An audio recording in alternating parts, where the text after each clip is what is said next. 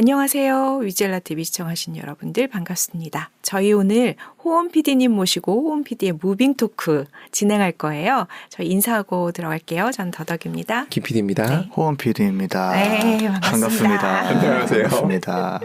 네. 네. 오늘은 또 특별한 시간을 마련하셨더라고요. 네, 저번에 저희가 이제 그 달면 셔젤에 대해서 네. 이야기를 하다가 맞아요. 네, 자연스럽게 네. 이제 그 음악적 파트너인 저스틴 하워치에 대해서 얘기했잖아요. 그리고 이제 이게 감독하고 네. 음악 감독이 어떻게 보면은 이 영화라는 거에 음악이 상당히 중요한 요소를 차지하잖아요. 맞아요. 예, 정말로 이 어떤 영화에 이 음악을 들으면은 이 영화의 한 장면이 생각난다. 이런 느낌이 드는 이제 좋은 음악들이 많은데 뭐 대표적으로 존 윌리엄스라는 스타워즈랑 인디아나 존스 음악을 만드신 분이 네. 있죠. 예, 그 우리 모두가 아는 그 빰빠밤빰 그 음악 있잖아요. 딱 듣기만 해도 헬스포드가 무조건 나와야 될 것 같아요. 그렇죠. 모험을 해야 될 것 같은 네. 그 스타워즈도 마찬가지고요. 이제 그런 식으로 딱 이 영화다, 이 테마곡이다 이렇게 훌륭한 노래들을 많이 음악들을 많이 작곡하신 분들이 계신데 이제 오늘 소개해드릴 분은 그런 면에서 거의 역사의 한 획을 그으신 대단하신 분입니다. 네. 따로 제가 굳이 영화 감독이 아니지만 굳이 이분을 따로 빼서 소개를 해드리고 싶었던 그런 분이죠. 너무 기대가 됩니다. 그분은 누구실까요? 그분은 바로 화면에 보이는 이제 엔니오 모리코네 음악 감독입니다. 많이 들어보지 않으셨어요, 김 PD님? 아니요. 엔니오 모리코네 안 들어보셨다고요? 저는요 지금 파일을 주시잖아요. 네. 파일을 내가 다운로드 받은 것 같은데 어디 갔지 하면서 못 찾고 있었어요. 이유가 이름이 낯설어서. 셔젤만큼 낯선. 네. 엔니오 모리코네. 네. 얼굴은 더 낯선. 그쵸. 저 얼굴이면은 왠지 물리학 박사여야 될 것 같은데 음악을 하신. 경영경제 대가라던가. 맞아요. 그런 느낌인데. 네. 저 이분 같은 경우는 이제 정말 많은 음악들을 작곡을 하셨고요. 네. 그러니까 보통 어떤 음악 감독은 이제 한두 명 감독들이랑만 작업을 한다던가 일평생 뭐 아까 말씀드렸던 뭐 존 윌리엄스 같은 경우가 그런 경우죠. 네. 보통 이제 주로 스필버그랑만 작업을 하시고 요즘 옛날에는 안 그래 전성기 때 안 그러셨지만 그런데 엔니오 모리코네 음악 감독님 같은 경우는 이제 정말 셀 수도 없을 만큼 TV 시리즈부터 저희가 모르는 그러니까 정말 생계형으로 음악을 시작하는 분이에요. 그래서 무조건 다작을 하셨구나. 그렇죠. 그래야 되는 것 같아요. 윤여정? 네, 윤여정님 딱 생각났는데 다작을 하다 보면 대가가 돼 있더라는. 그렇죠. 네, 바로 그런 분이군요. 네. 저는 엔니오 모리코네라는 이름은 너무 많이 들어봤거든요. 근데 음악 감독인 줄 모르고 가수라고 생각을 하고 있었어요. 너무 많이 들어봐서. 근데 모리코네 네. 이런 발음이면 스페인이나 이태리계가 이태리입니다. 네, 이태리이고요. 이태리 로마에서 태어나신 분이고 그리고 이제 저분이 되게 한국이랑 또 연관이 있는 게 한국 사람들이 정말 좋아하는 음악들이 있잖아요. 네. 특히 이제 물론 전 세계에서 사랑받지만 뭐 영화도 그렇고 한국인들이 특히 한국에서만 예를 들어 흥행한 영화라든지 이런 식으로 네. 한국에서 뭔가 빵 터진 그 감성이 맞는 거죠. 어떻게 보면은. 근데 그런 이제 우리나라 국민들이 좋아하는 음악들 중에 엄청 많은 노래들이 제니 모리코네 감독님이 만드신 곡이 많습니다. 검색을 한번 쫙 해서 들어볼 필요가 있겠네요. 네. 맞습니다. 오늘 그러면 하나씩 김PD님 리트머스로 한번 확인해보는 네. 걸로 하고 요건 플레이리스트 하나 만들어 놓으면 재밌을 것 같아요. 그렇죠. 네. 그렇죠. 저분이 한국도 2번이나 내한을 하셔가지고 2011년에 마지막에 내한하셨어요. 그래요? 네, 심지어 그때 저희 부모님도 가셔서 우와. 이제 그 콘서트를 보셨다고. 네, 왜냐면 저분이 이제 지휘하시고 이렇게 클래식 쪽으로도 하시는 분이니까 본인의 음악들을 특히 어느 정도냐면 이제 엔니오 모리코네라고 이제 처음에 저희가 음악 뭐 플로라든지 이렇게 검색을 하면은 엔니오 모리코네 명곡 선 베스트 한국에서 만든 그런 게 있을 정도로 보통 그런 게 있으면 이제 한국인들이 좋아하는 맞아요. 그렇죠. 뭔가 이런 스파에서 틀 것 같은 그런 느낌이 있죠. 그러네요. 네. 저같이 영화음악계의 어떤 유명한 연주자를 작곡가를 모르는데도 불구하고 이름을 많이 알고 있으니까 아마 들으시는 분들도 그럴 것 같아요. 네. 네. 네, 이분의 대표작에 대해서 좀 설명을 하자면은 이제 네. 무법자 시리즈, 황해의 무법자, 석양의 무법자 이게 이제 우리가 흔히 생각하는 서부 영화 있잖아요. 네. 네. 뭐 우리 흔히 뭐 클린트 이스트우드 맞아요. 그 전형적인 딱 그 60, 70년대 그쵸 그 느낌의 딱 서부 영화의 음악들. 네. 좀 이따 저희가 디테일하게 이제 들어가겠지만 그 우리 모두가 아는 음악들이 있습니다. 네. 예능에서도 엄청 많이 쓰이고요. 전 국민이 다 아는 거의 네. 아마 전 세계 사람들이 다 알 수도 있습니다. 그런 음악들. 저작권이 엄청 받으시겠네. 그렇죠.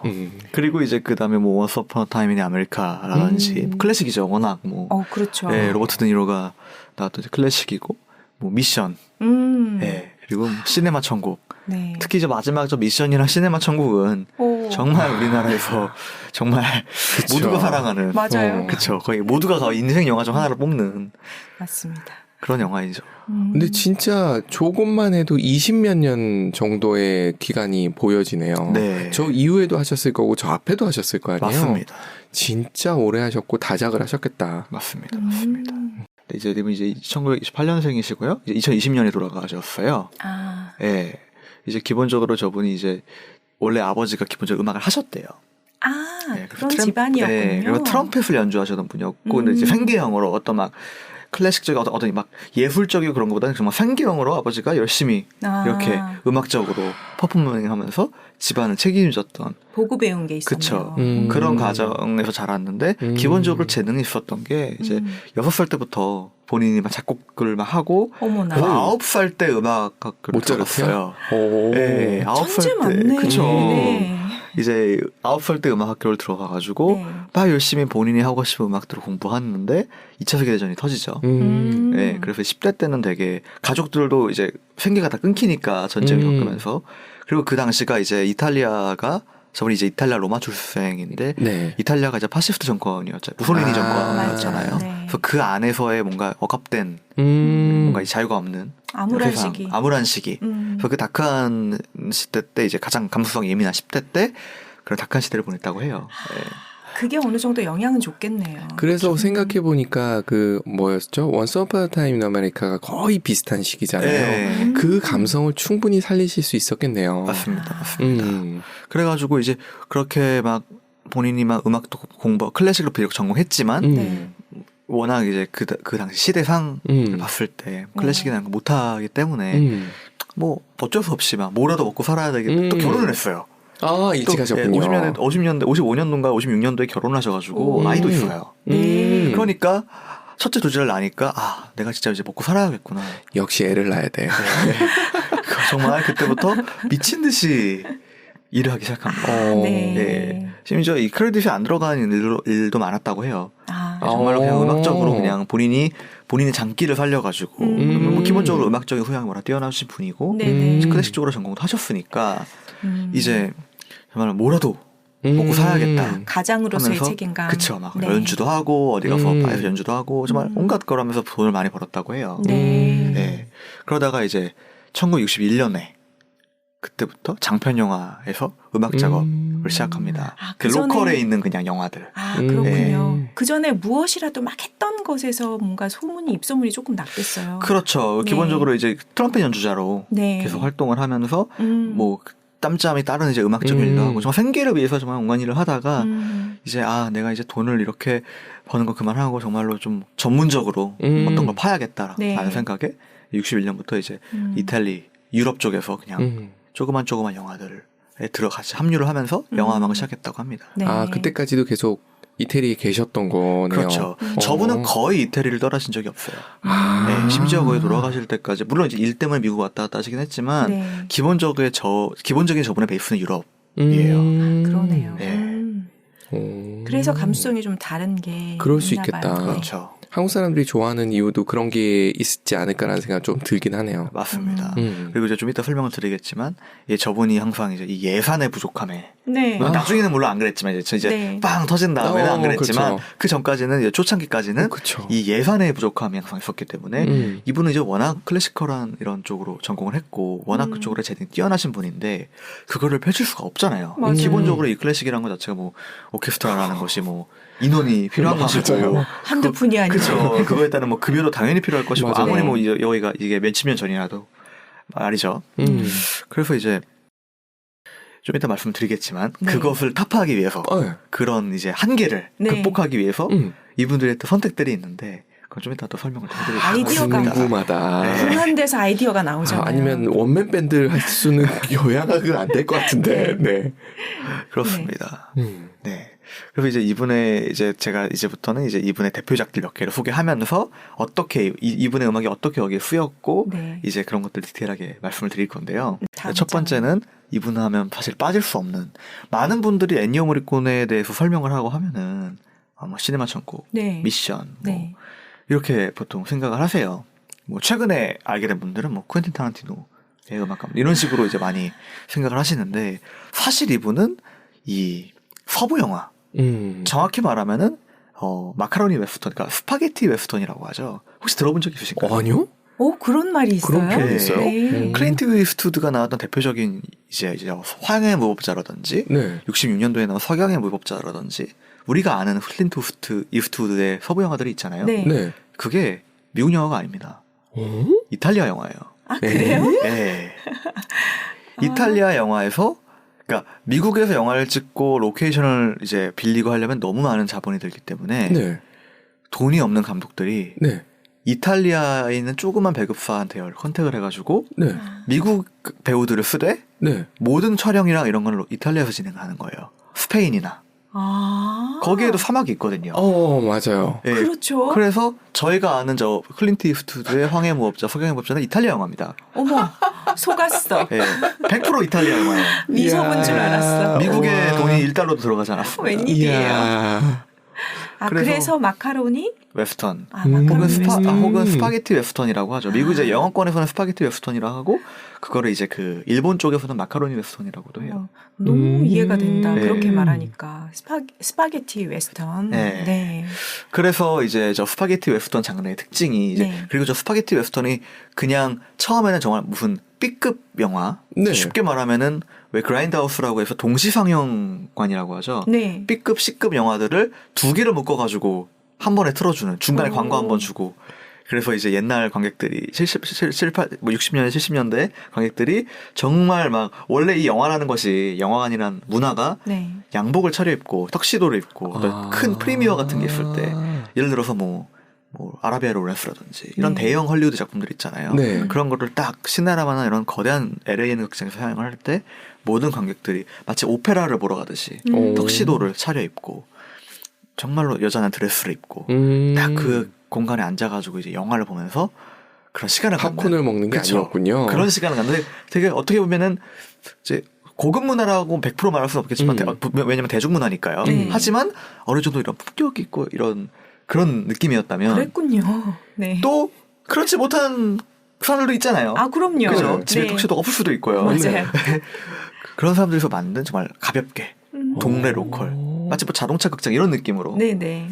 딱 B급 영화들, C급 영화들. 아. 근데 그 당시에 나왔던 영화들이 일부러 이제 그런 메인 타겟이 아니고 메인 스트림이 아니고 좀 뭔가 좀 B급 C급 감성으로 정말 저예산으로 만든 영화들 중에 네. 현대 영화에 영향을 주는 영화들이 정말 많습니다. 네. 역시 B급이 최고야. 네. 대표적으로 퀸틴 타란티노부터 네. 가장 그런 B급 영화들, 그런 C급 영화들, 그런 동시상영관 문화에서 가장 많이 영향을 받은 사람이 퀸틴 타란티노고요.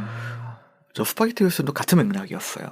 그렇군요. 네, 그래서 재능은 있고 뭔가 좀 내가 너무 영화를 만들고 싶은데 돈은 없고 헐리우드에 어떻게 내 아이디어를 피치할 이제 그런 줄도 없고 아무것도 없는 사람들이 이탈리아에서 컨택을 해가지고 그리고 이제 배우들도 마찬가지입니다. 네. 흔히 말해 한물 간대 배우들. 네. 옛날에는 조금 잘 나갔는데 이제는 이걸 이제 그 최근에 나왔던 그 Once Upon a Time in Hollywood라는 퀸틴 타란티노 그 레오나르도 디카프리오랑 네네. 브래드 피트가 나왔던 그 영화에서 네. 아주 자세하게 나오는데 한때 영화계에서 빛나는 루키로 등장을 했다가 이제 인기가 떨어지면서 TV 스타로 이제 활동을 하고 TV 스타에서 또 인기가 떨어지면서 악역으로 나오는 이제 네네. 이게 이제 어떤 하나의 흐름이었다고 해요. 영화에 우리가 거대한 영화 빅스크린으로 봤던 배우가 TV로 나오기 시작하고 가정용 TV에서 선역으로 나오기 시작하고 또 새로운 스타가 등장하니까 그 사람이 이제 또 밀려서 그 영화의 악역으로 나오는 그래서 새로운 떠오르는 이제 신인 스타가 그 악역을 때려 눕힘으로써 뭔가 이제 그게 많은 걸 함축하고 있는 거죠. 그러네요. 네. 네네. 그랬던 배우들이 이렇게 자괴감에 이렇게 하면서 이탈리아로 가서 그래도 이탈리아는 그래도 왜냐면 이분들이 이제 네임밸류는 그래도 있으니까 돈은 그래도 주는 거죠. 출연료는 많이는 못 주겠지만 그래서 이제 이 사람이 활동을 할 수 있는. 이탈리아 가서는 다시 주인공이 되는 거네요. 그렇죠. 이탈리아에서는 그래도 헐리우드의 그 배우인 거니까요. 그렇죠, 그렇죠. 그러니까 2군 가가지고 선발 투수 된 거예요. 네. 정확한 표현이네요. 네. 제한된 예산의 최고의 결과를 그쵸. 위해서 그리로 간 거군요. 맞습니다. 그래서 이제 황해의 무법자랑 이제 서경의 무법자의 감독은 이분이 돌아가시기 전까지 엔니오 모리코네가 거의 환상의 짝꿍이었던 세르지오 레오네 감독인데요. 네. 나이도 비슷하세요. 29년생이시고 똑같이 이탈리아 출신이시고 사는 지역도 가까웠다고 해요. 되게 사이가 좋은 그런 건데 어렸을 때부터 알던 건 아니지만 뭔가 어떻게 같은 동양 출신으로서 연줄이 닿아가지고 같이 일을 하기 시작했는데 그 스타트가 이제 황해 무법자예요. 한번 저 노래를 들어보면서 저희가 이야기를 하면 되게 좋을 것 같아요. 네. 틀어볼까요? 네네. 기본적으로 이제 아까 잠깐 말씀드렸듯이 아무리 이제 야망이 커도 예산이 허용이 안 되면 안 되지 않습니까? 그렇죠. 네, 그래서 이분이 이제 선택을 한 방법이 뭐였냐면은 최소한의 악기만 사용을 하자. 그래서 기본적으로 우리가 클래식에서 딱 생각했을 때 이 오케스트라라는 구조를 생각했을 때 들어가는 구성이 있잖아요. 네. 적어도 인원은 몇 명이어야 되고 그런 것들을 그 틀을 다 깨버리고 우리가 지금 할 수 있는 뭐 보컬이라든지 뭐 여성 보컬을 구한다든지 몇 개 악기만 사용을 한다든지 그리고 실제로 메인스트림 오케스트라에서 쓸 수 없었던 아니면 잘 쓰지 않았던 탬버린 아니면 뭐 흔히 말하는 뭐 재찍 소리 이런 것들을 최대한 활용을 해가지고 영화 음악을 만들어보자. 그렇게 해가지고 이 황해의 무법자의 음악을 만들게 된 겁니다. 음악 천재는 맞네요. 맞습니다. 대단하죠. 그러니까 뭔가 제한이 있을 때 그때 이제 새로운 아이디어를 펼칠 수밖에 없잖아요. 그렇죠. 그래서 그 모든 걸 짜내서 제한된 재료로 멋진 작품을 만들어내는. 근데 그게 나중에 가가지고 새로운 트렌드를 만든다는 게 그게 더 신기한 것 같아요. 맞아요. 그래서 사실 저 마카로니 웨스턴, 스파게티 웨스턴에 대해서 엄청나게 헐리우드에서는 비판적이었어요. 쉽게 말하면 되게 우습게 본 거죠. 아니 너네가 결국은 한물간 배우들 데리고 이탈리아 가가지고 심지어 미국 영화를 찍겠다니. 왜냐면은 저희가 이걸 영화를 보면은 배경은 미국이거든요. 네. 배경은 다 미국으로 나오고 이탈리아에서 찍었지만 심지어 이 스파게티 웨스턴의 초창기에는 이 말도 이탈리아어였어요. 네, 영어를 안 썼어요. 네, 왜냐면은 애초에 대상 관객이 처음에 이탈리아 관객들이었기 때문에 그렇습니다. 그렇기 때문에 이제 되게 무시를 했고 그 유명한 그 존 포드 감독이 있죠. 존 포드라고 전설적인 서부 영화의 그 감독이 있어요. 그분도 그분 한번 나중에 다뤄보면 되지 것 같은데 그 존 포드 감독이라고 이제 역마차라든지 역마차. 정말 그 서부 영화에 한획을 그은 그런 감독이 계신데 그분조차도 클린트 이스트우드한테 너 뭐하냐? 너 피자 먹으러 갔냐? 라고 그렇게 얘기를 했다는 기록이 있어요.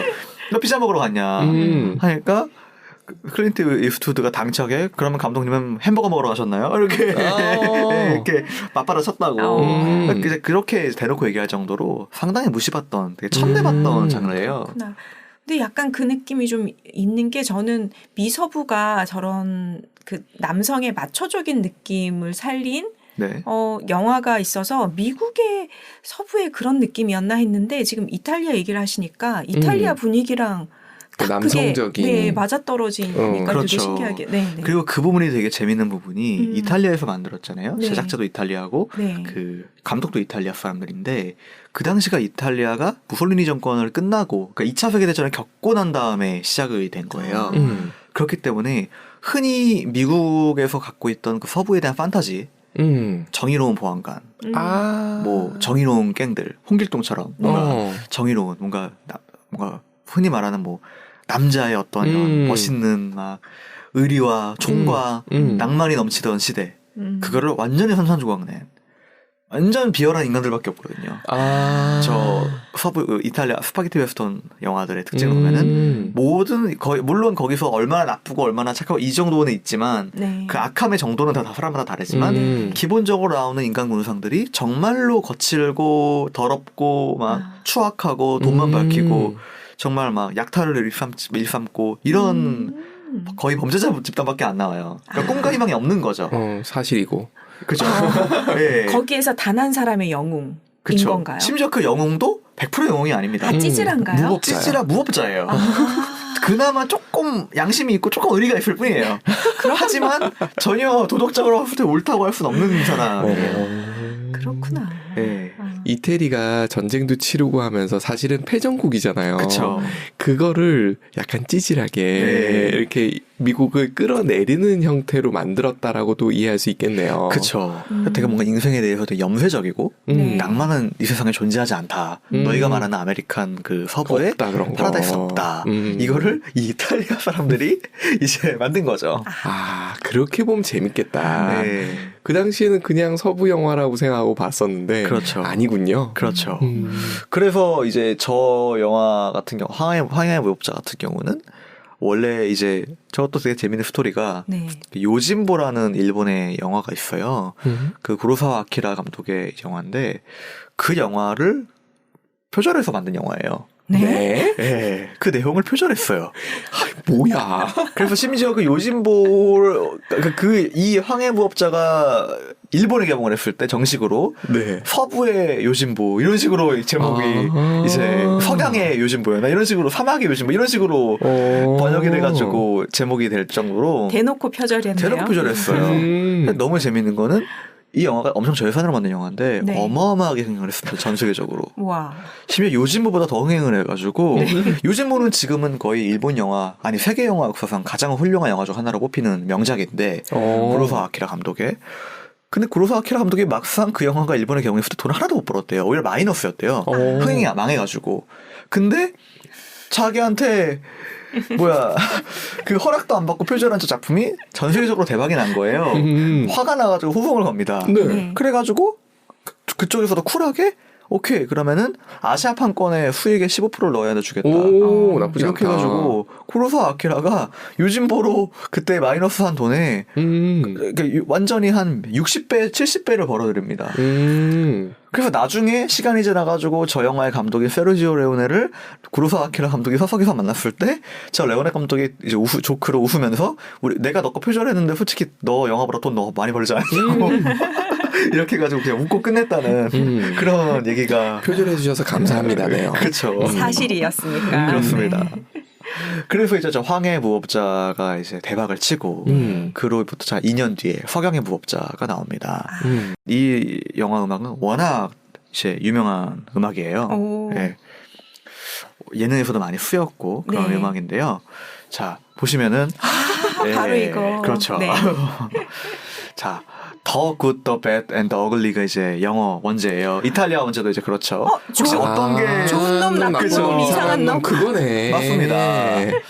예, 실제로 이제 원래는 이제 The Good, The Bad and The Ugly가 뭐 추악한 놈, 뭐 이런 느낌, 이상한 이런 네. 느낌인 건데 네. 한국에서는 그거를 실제 그래서 좋은 놈, 나쁜 놈, 이상한 놈 그 영화가 영어 제목이 The Good, The Bad and The Weird예요. 네. 패러디를 한 거죠. 제목을 똑같이 패러디를 한 거예요. 그러네요. 네. 그리고 이제 석양의 무법자 같은 경우는 정말 지금 봐도 너무 재밌는 영화고요.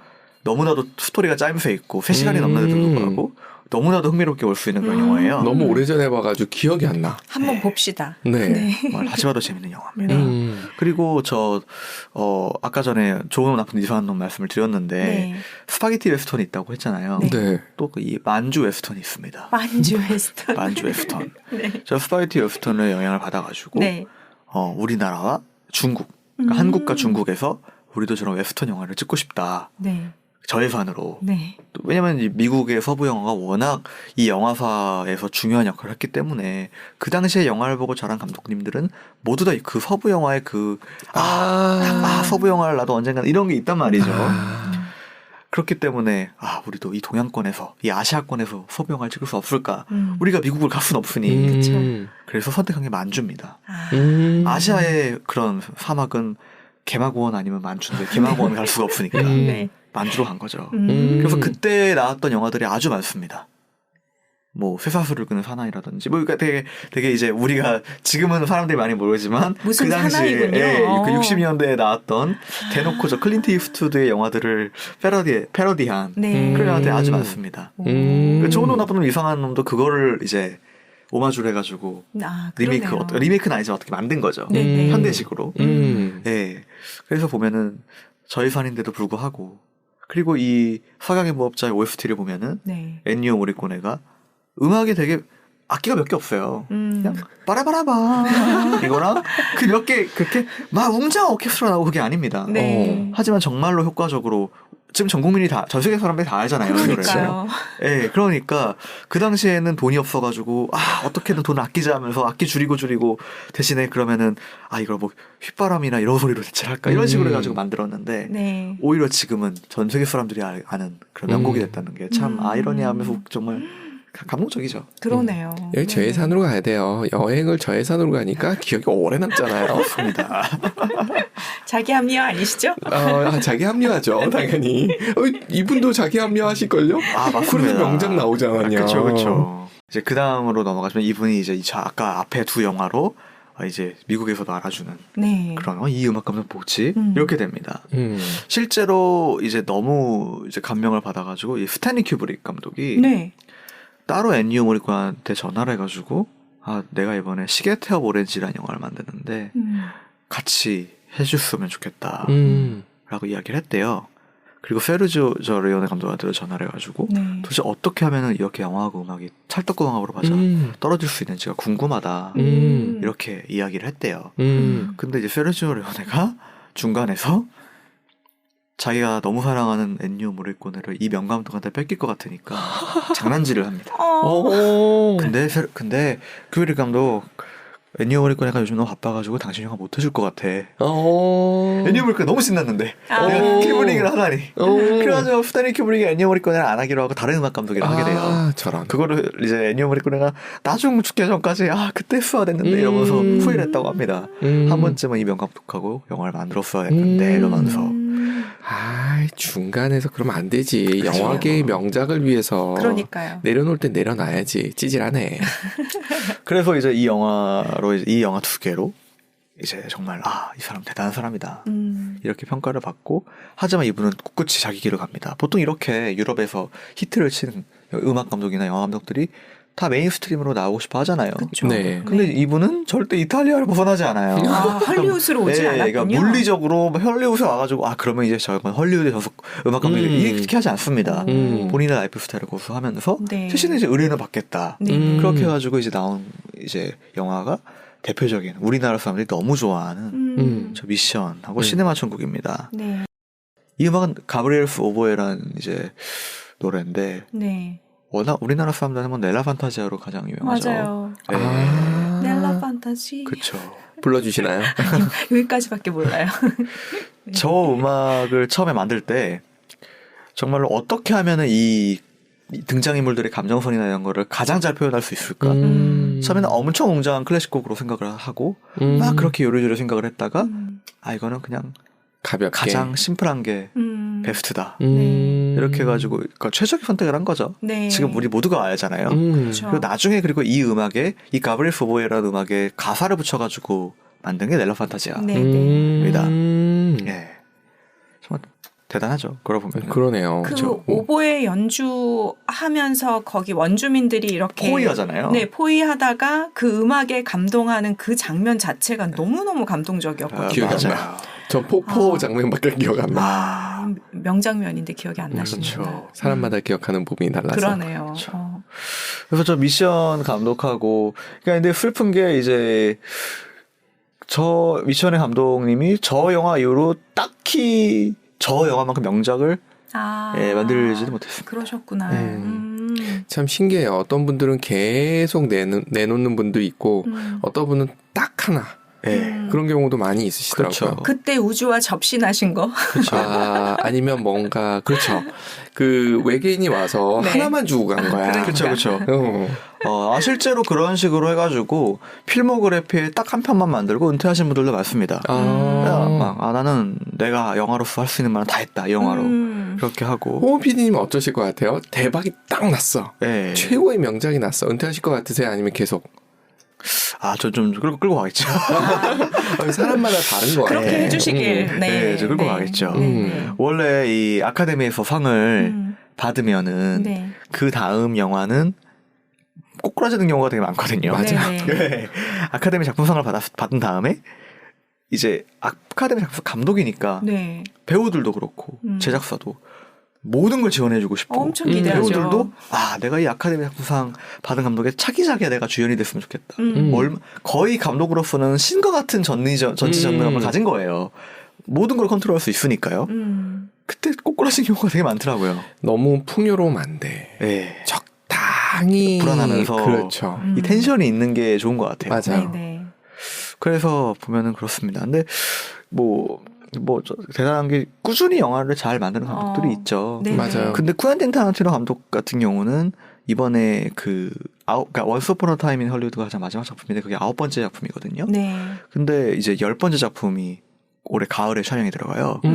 그 영화를 찍고 은퇴를 한다고 합니다. 네. 열을 찍고 네. 은퇴를 하시려고. 근데 그거를 몇 년 전부터 얘기하긴 했어요. 자기는 10번째까지 영화를 찍고 은퇴하겠다. 왜냐면은 꼬꾸라지는 감독을 너무 많이 봤고 자기는 지금 봤을 때 자기의 필모그래피는 완벽한데 이 완벽한 상태에서 끝내서 난 전설이 될 거다라고 이제 공공연하게 이게 성격인 것 같아. 나름의 다 맞아요. 성향이 있고. 근데 가만히 생각해 보니까 매트릭스를 워쇼스키. 네. 근데 워쇼스키의 형제였다가 남매였다가 자매가 되신 이분들은 그 이후에 뭐가 없네요. 많이 만들었지만 네. 다 정말 비극적으로 끝났죠. 그러니까요. 비극적으로.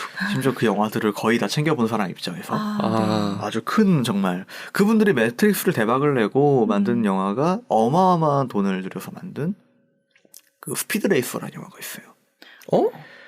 비 나오는 거 맞아요. 말씀하신. 그게 그 감독이에요? 그게 그 감독이에요. 너 놀랍지 않나요? 완전히 그건 느낌이 완전히 다른데? 그쵸. 그러니까 매트릭스만 영감을 받은 거야. 그러네. 심지어 이게 가장 감독으로서는 사실 도박이고 네. 최대한 하지 마라. 지양해야 될 네. 이제 본인 후속작을 찍는 네. 최근에 매트릭스 4편이 나왔죠. 네, 그것도 말이 많더라고요. 네. 정말 저 너무 마음이 아팠습니다. 그러니까요. 정말. 안 붙는 삽니다만. 네. 매트릭스 4편에 대한 뒷얘기는 한 분이 얘기해 주시는데 그렇게 얘기하시더라고요. 더 이상 찍으라고 하지 마라. 매트릭스 연결해서. 그래서 망쳤다. 일부러 망쳤다. 그런 말도 있는데 근데 생각해보면 워쇼스키 자매가 사실은 매트릭스 이외에는 이렇다 할 만한 게 없잖아요. 맞아요. 그래서 그거는 그분들을 보호해주기 위한 멘트일 수도 있겠다라는 생각은 살짝 들긴 하네요. 네, 스피드레이서는 완전히 느낌이 다른데. 그렇죠. 그냥 오락 영화로 그냥 가볍게 볼 수는 있으나 대작이란 느낌은 아니거든요. 그렇죠. 네. 근데 그 영화가 그 당시에 거의 역대 최고 제작비를 쏟아부었던 영화 중 하나거든요. 거기다 비를 쓴 것도 대단하네. 그렇죠. 그러니까 그 영화를 딱 저도 봤을 때 이건 넷플릭스에 비해서는 사실 마음이 좀 아파지는. 진짜 안타깝네요. 그렇죠. 그런 영화들이 그런 감독분들이 있습니다. 언제나 그러면서도 또 훌륭한 영화로 다시 컴백을 하는 분들이 있을 수도 있고요. 맞아요. 그러니까요. 근데 어쨌든 그 매트릭스는 한 획을 그었기 때문에 인정할 수밖에 없는 것 같아요. 그렇죠. 네. 그거는 뭐 워낙 전설적인 맞아요. 거의 역사의 길이 남을 영화이기 때문에 그 자매분은 위키피디아 쫓아다니면서 매트릭스 이외에는 지우고 다닐지도 몰라. 그렇죠. 그럴 수 있습니다. 네, 그 정도로 너무 셌기 때문에 매트릭스라는 영화가. 그리고 이제 그 다음에 이제 우리가 너무 좋아하는 시네마 천국. 그러니까요. 이 영화 이제 최근에 다시 혹시 보셨나요? 저희는 최근에 시칠리아를 갔다 왔거든요. 네. 그래서 거기에서 그 시네마 천국 찍었던 데들을 몇 군데를 간 거예요. 네. 바닷가도 가고 그 마을도 가고 네. 그러면서 극장 있던 마을 네. 그리고 바닷가에서 상영하는 그리고 나서 알았죠. 영화는 사기다. 같은 마을이 아니라 무지하게 떨어져 있는데 마치 근처인 것처럼. 아니 그럴 수밖에 이것들이. 없죠. 장소를 섭외해야 되는데. 네. 근데 여하튼 그러면서 다시 그 장면들을 몇 개 찾아봤었거든요. 아, 네. 그렇구나 하면서 그때 이게 왜 우리 마음에 그렇게 막 남았었지? 그걸 좀 느끼긴 했어요. 그러면서 그때 엔니오 모리코네의 음악이 그렇죠. 여기에 깔려 있구나를 알게 됐었어요. 맞아요. 네. 특히 이제 이 노래, 이 시네마 파라디소, 시네마 청크 음악 같은 경우는 이거야말로 사실 이 영화 음악이 영화의 이 느낌을 끌고 가는 느낌이잖아요. 사실. 예, 물론 영화 나레이티브 자체도 훌륭하지만 뭐 이 토토와 이 알프레도 아저씨의 우정이라든지 이런 거 너무 아름답고 정말 풍부하잖아요. 근데 이제 그런 걸 다 떠나서 기본적으로 이거는 이탈리아에 있는 시골 마을에서 벌어지는 일이에요.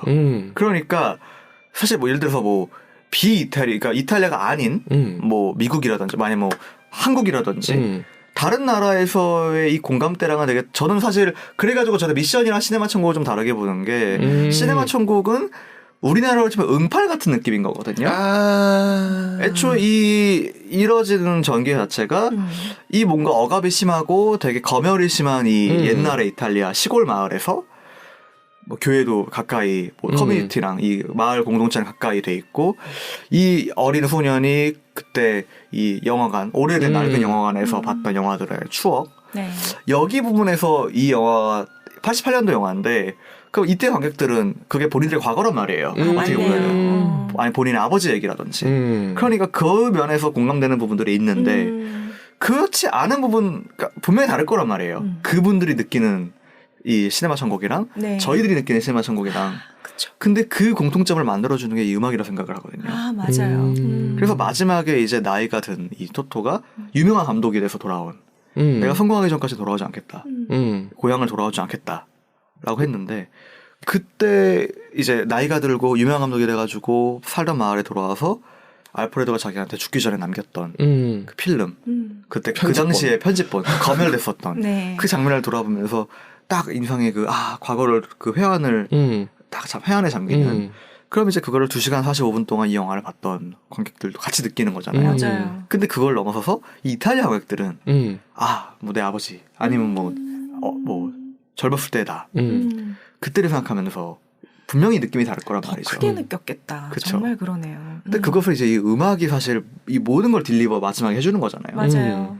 그 면에서 저는 사실 저도 애니오 모리코네라는 이름을 가장 먼저 딱 처음으로 딱 각인시켜준 게 이 영화였어요. 시네마 천국 영화였어요. 그 정도로 음악이 너무 강렬하니까 맞아요. 이거 음악 감독 도대체 누구지? 작곡가가 누구지? 이렇게 된 거였거든요. 네네.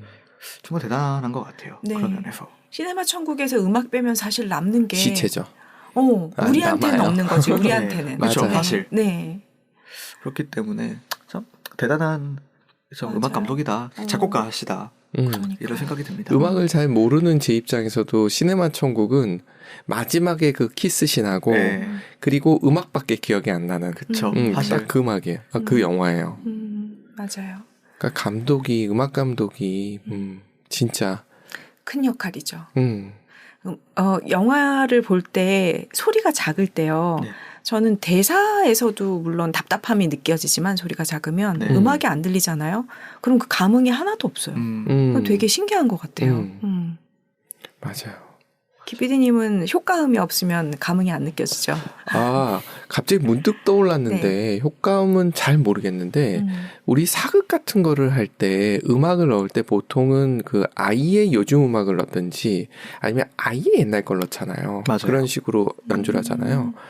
근데 그 중간을 너무 잘 탄 음악이 딱 기억나는 게 전우치에 전우치가 그 옥황상제인 척하면서 내려와서 그 음악 쿵짝쿵짝하는 네.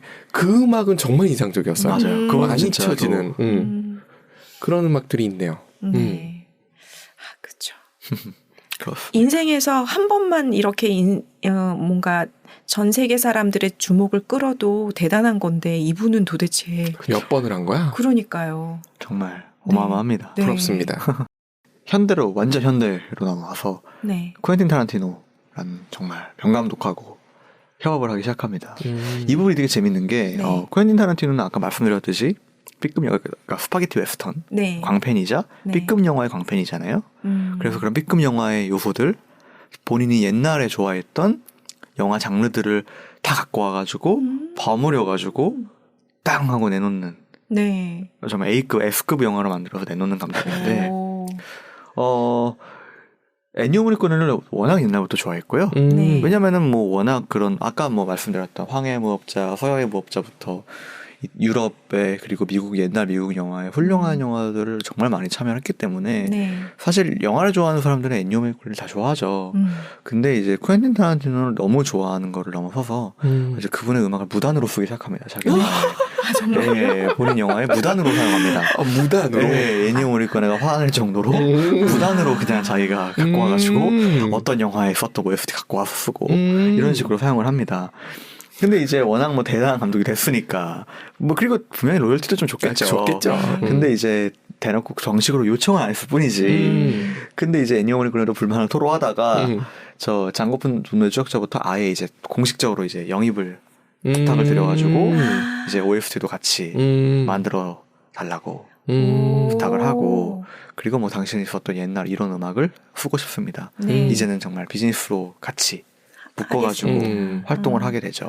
그래서 처음으로 했던 게 이제 저 장고 분노의 추적자인데요. 네. 뭐 저 음악은 사실 뭐 그냥 전형적인 서부스러운 음악이에요.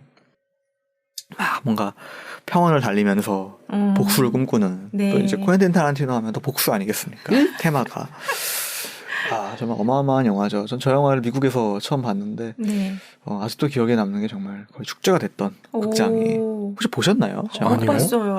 아 보셨나요? 네. 봐야 되는군요. 저거 정말 강추드립니다. 아 정말요? 정말 너무너무 재밌는 아. 시간이 훅훅 가는 오. 정말 재밌는 영화입니다. 정말 가볍고 정말 쾌활한 쾌활하다는 말이 정말 어울릴 정도로 아, 그 정도로. 네. 아, 호쾌한 영화고요. 2012년도면 꽤 됐네요. 10년이 그쵸, 넘었네요. 10년 넘었죠. 네. 그러면 쿠엔틴 타란티노는 이 이전에도 뭔가 자신의 작품으로 유명해진 적이 있나요? 아니면 이걸로 더 뜬 건가요? 아, 쿠엔틴 타란티노는 데뷔작부터 유명했고요. 데뷔작이 이제 저수지의 개들이라는 영화예요. 아, 들어봤어. 네. 네. 그 영화에서 쿠엔틴 타란티노는 정말 제가 한 3시간 특집을 해야 될 정도로 너무 제가 좋아. 제가 난 너무 영화를 만들고 싶다라고 할 정도로 그거에 영향을 준 가장 큰 감독이기 때문에 네네. 이제 정말 저한테는 중요한 사람인데요. 실제로 영화사에서도 되게 중요한 사람이에요. 이제 본인이 옛날에 봤던 저 사람이 이제 비디오 점원 출신이거든요. 네. 근데 비디오 점원인데 이제 헐리우드에서 배우들이 알 정도로 유명했대요. 왜냐면은 너무 영화 추천을 잘하는 거예요. 네. 그리고 너무 영화 덕후인 거죠. 그러니까 이 덕후가 그 본인의 그거를 기량을 발휘해가지고 내가 영화를 만들어야겠다. 그렇게 해가지고 이제 대성공을 한 대표적인 케이스거든요. 사실은 영화를 많이 알고 추천을 잘한다고 해서 꼭 잘 만들 수 있는 건 아닌데 그쵸. 그것까지 되는 특이한 케이스였네요. 그렇죠. 뭐 대놓고 뭐 데뷔작 저수지의 개들부터 5.3 영화를 대놓고 오마주한 부분들이 많고 저 감독의 영화는 오마주가 정말 많거든요. 네. 네, 그런데 그래서 이제 그 저수지의 개들 그 다음에 두 번째 영화가 이제 펄픽션. 펄프 픽션. 네, 그 영화로 이제 정말 영화 형식을 깨버리고 그 칸 영화제에서 황금종 여상을 받고 정말 스타가 되죠. 네. 그리고 뭐 킬빌부터 뭐 계속 뭐 정말 길이 남는 영화들을 와, 꾸준히 만드는. 다 들어봤어. 네. 근데 킬빌은 패러디밖에 몰라. 그죠. 그 이소룡 계산서 이렇게 찢는 거. 네. 네. 죄송합니다. 네. 그래서 이제 대단한 감독이죠. 근데 그분이 이제 저 장고분노의 추적자가 저도 정말 훌륭한 영화고요. 네. 예, 저 다음에 만든 이제 헤이플 에잇이 이제 옛날에 제가 한번 70mm 카메라에 대해서 설명을 드린 적이 있는데 네. 저 영화가 70mm로 찍은 거를 아주 제대로 홍보했던 영화입니다. 쿠엔틴 타란티노는 필름 신봉자여서 절대 네. 디지털로 영화를 찍지 않거든요. 항상 필름으로 영화를 찍는데 저 70mm 카메라로 저 영화를 처음부터 끝까지 찍었고 그 렌즈를 그 배너를 촬영할 때 썼던 렌즈를 갖고 와가지고 썼어요. 기록관 이런 데서 이제 이게 그 배너를 찍었던 똑같은 렌즈입니다. 거의 100년 될까 말까 한 렌즈입니다. 그걸 그대로 갖고 와서 찍은 영화란 말이죠.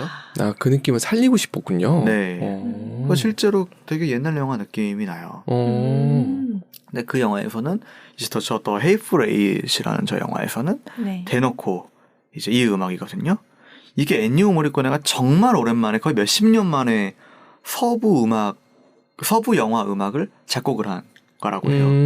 예, 그 전에는 기존에 있던 음악에서 좀 변형시켜가지고 이제 했다면 아예 그냥 베이스부터 대본을 받고 이 대본을 본 다음에 상상을 해가지고 작곡을 한 거는 몇십 년 만에 이게 처음이었다고 해요. 특히 서부 영화 장르로서는. 그래서 이 영화는 이제 처음부터 끝까지 한 공간 안에서 벌어지는 얘기거든요. 한 오두막에서 벌어지는 얘기. 막 블리자드가 쏟아지는 눈폭풍이 쏟아지는 가운데 8명의 악인들이 한 여관에 갇히게 되면서 벌어지는 일인데 정말 재밌는 흥미로운 영화입니다. 벌써 스토리 자체가 흥미진진한데 무서울 것 같아요. 네, 이 음악부터 뭔가 좀 네. 음모가 도사리고 있지 않나요? 그러니까요. 네. 네. 근데 에니오 모리코네가 한 번도 오스카를 받은 적이 없어요. 이렇게 대단한 음악을 많이 만들었는데도 그건 또 의외네요. 거의 홀대 받았다. 이렇게 느껴질 정도로 한 번도 오스카에서 영화마사 후보는 많이 올랐지만 한 번도 상을 받은 적이 있어서 없거든요. 그랬나? 그럴 수도 있겠다. 찌질한 오스카. 제가 봤을 때는 아주 확률이 높습니다. 근데 이제 마지막에 딱 저 헤이플 에잇의 88회 아카데미 시상식에서 베스트 오리지널 스코어상을 드디어 수상을 하죠. 모아서 줬네요. 그렇죠.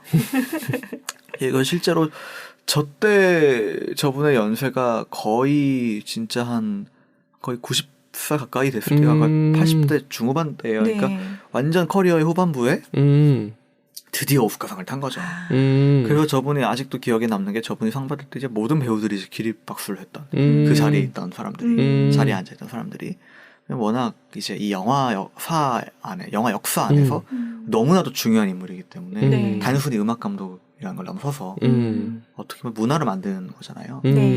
그래서 이제 저분이 이제 수상 소감도 이제 이탈리아로도 하고 옆에 통역가 있으니까 이제 감사하다고 그렇게 얘기를 하고 그 다음에 이제 좀 얼마 안 가서 이제 요양하시다가 이제 돌아가셨죠.